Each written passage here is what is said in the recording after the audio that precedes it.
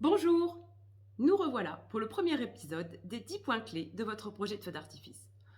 Point numéro 1, l'implantation de votre feu d'artifice. C'est vraiment le point d'entrée du projet, ce qui détermine si votre projet est réalisable ou pas.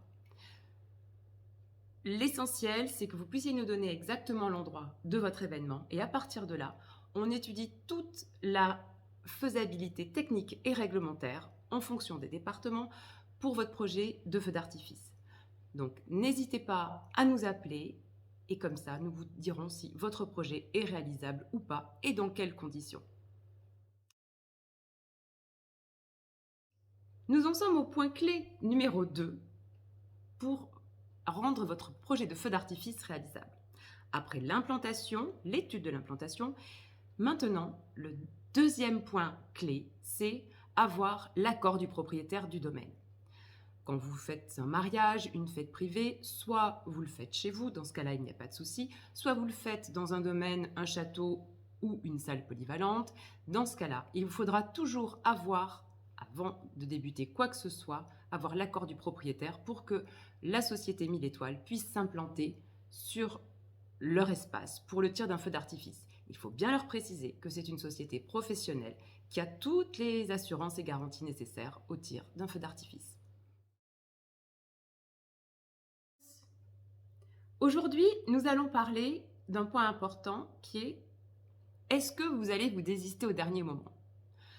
Effectivement, nombreux sont ceux qui nous ont appelés en dernière minute cette année car leur artificier s'était désisté.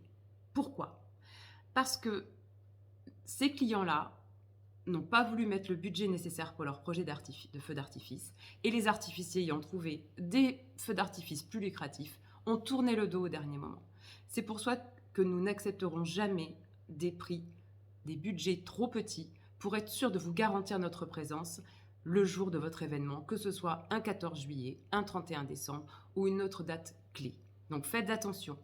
Petit prix égale risque de désistement au dernier moment parce que certains préfèrent choisir des budgets plus importants et, désolé, vous laissez tomber au dernier moment. La dernière fois, nous avons commencé à aborder le point du budget. Aujourd'hui, je vais vous en dire un petit peu plus. Votre budget, contrairement à ce qu'on peut penser, ne correspond pas à de la minute. Ça correspond à une quantité de poudre. Cette quantité de poudre, c'est comme une pâte à tarte. Prenez votre pâte. Plus vous allez étaler votre pâte, plus elle sera grande, mais plus elle sera fine.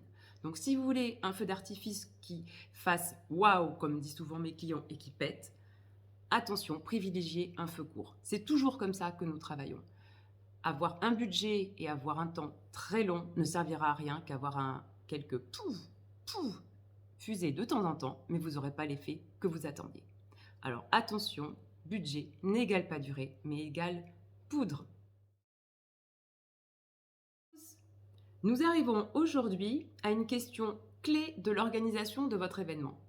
À quelle heure je tire mon feu d'artifice? Alors déjà, il faut savoir, est-ce que le propriétaire du domaine impose une heure de tir maximum? Deuxième chose à savoir, il faut qu'il fasse nuit. Mais ça, je vous dirai exactement l'heure de la nuit en fonction de la date de votre événement. Après, rien ne sert d'attendre la fin de votre événement pour tirer le feu d'artifice, parce que les gens, en fonction de la saison, ont froid, sont fatigués pour sortir, et surtout, le feu d'artifice remet un boost à votre soirée. Donc, en période estivale, le mieux, c'est de le caler juste avant le gâteau. Comme ça, le traiteur a le temps de débarrasser, réinstaller pour la suite pour le gâteau, et quand vous rentrez en salle, après le feu d'artifice, je vous garantis, c'est la fête. On va aborder aujourd'hui un point essentiel que beaucoup de gens me posent. Est-ce que je dois avoir l'autorisation du maire? Alors, sachez qu'un feu d'artifice est déclaratif. C'est une déclaration qui doit être faite en préfecture et en mairie un mois avant. Mais ça, nous nous en occupons. Nous en occupons totalement. Ce n'est absolument pas une demande d'autorisation. C'est une déclaration avec des documents bien spécifiques. Et si tout est bien respecté au niveau implantation du feu, diplôme des artificiers, la mairie et la préfecture, si on respecte les règles et la réglementation en place, ne peuvent pas s'y opposer. Donc, autorisation du maire, à l'exception de quelques départements, notamment les Alpes-Maritimes et, suivant certains endroits, le Var, l'autorisation du maire n'est pas nécessaire. Mais n'hésitez pas à appeler, nous vous conseillerons. Aujourd'hui, j'aborde un point très spécifique, le tir de feux d'artifice sur la plage. Alors sachez que la plage est un lieu public et donc est soumise à autorisation d'implantation de la mairie. En période estivale, jamais une mairie, une commune ne vous autorisera à vous implanter sur l'espace public pour tirer un feu d'artifice. Pourquoi ? Parce que ça nécessite une implantation dans l'après-midi et on ne peut pas priver les gens de la plage pour faire tirer un feu d'artifice privé. Donc, un feu d'artifice privé en été, c'est sur la plage, c'est impossible. Donc, la solution, c'est un feu sur barge, sur mer. Mais là, on ne rentre plus dans les mêmes budgets. Voilà. Désolée, mais effectivement, de notre côté, tirer un feu d'artifice sur la plage en été, ça ne nous est jamais arrivé. On peut trouver d'autres solutions, alors appelez-nous. Aujourd'hui, je réponds à une question récurrente de la part de nos clients. Et comment est-ce qu'on fait s'il pleut ? Alors rassurez-vous, s'il pleut, il n'y a aucun souci. Je vous assure que vous aurez votre feu d'artifice. On travaille sous la pluie, on a des habits de grenouille qui ne sont pas très sexy, mais on travaille sous la pluie. Tous nos produits sont protégés et on s'arrange toujours pour faire sortir les invités à un moment où il y a un espace météo qui permet de sortir pour observer le feu d'artifice sans aucun risque de pluie. On a des applications météo sur nos téléphones qui nous permettent de bien caler tout ça. Alors ça nécessitera peut-être un ajustement de dernière minute au niveau timing, mais rassurez-vous, vous aurez votre feu d'artifice, même s'il a plu toute la journée. Aujourd'hui, j'aborde un point où j'ai de plus en plus de clients qui me posent cette question, est-ce que vous pouvez me faire une simulation vidéo ?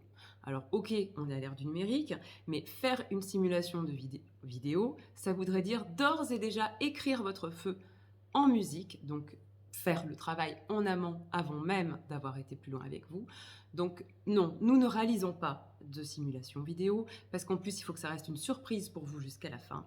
Et surtout, ceux qui vous disent oui, je vous fais une simulation vidéo, ils vous feront une simulation vidéo bateau, un copier-coller d'un autre projet qui ne ressemblera en rien à votre feu d'artifice. Donc ne vous laissez pas duper, les simulations vidéo sont faites pour des très gros feux, des feux pour des communes, des feux pour des budgets supérieurs à 15-20 000 euros, mais pas pour des projets de mariage où on fera simplement un copier-coller. Un seul mot, faites-nous confiance, regardez les avis de nos clients, ils parlent d'eux-mêmes. Nous voilà déjà au dernier épisode de cette série, les 10 points clés pour qu'un projet de feu d'artifice soit réalisable.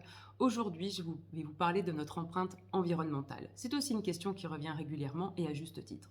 Sachez que nous n'utilisons que des produits, des petits packs et des bombes avec des coques carton, donc qui ne laissent aucun plastique, aucun déchet dans la nature, et nous ramassons absolument tout après notre passage, excepté des petites rondelles de cette taille-là, carton, qui sont biodégradables très facilement. Et en termes de CO2, nous avons fait le calcul que sur ce que nous cramons, on va dire, de poudre sur l'année, cela représente un vol d'Airbus A320 qui fait Paris-Marseille. Juste un aller. Voilà. Donc, au niveau empreinte écologique, notre empreinte est extrêmement faible par rapport à notre activité et ne met pas en péril l'environnement. Juste une petite conclusion par rapport à toutes ces petites vidéos où j'ai donné quelques trucs et astuces pour que votre projet de feu d'artifice soit réalisable.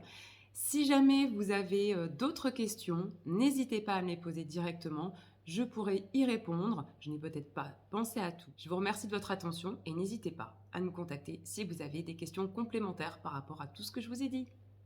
À très bientôt.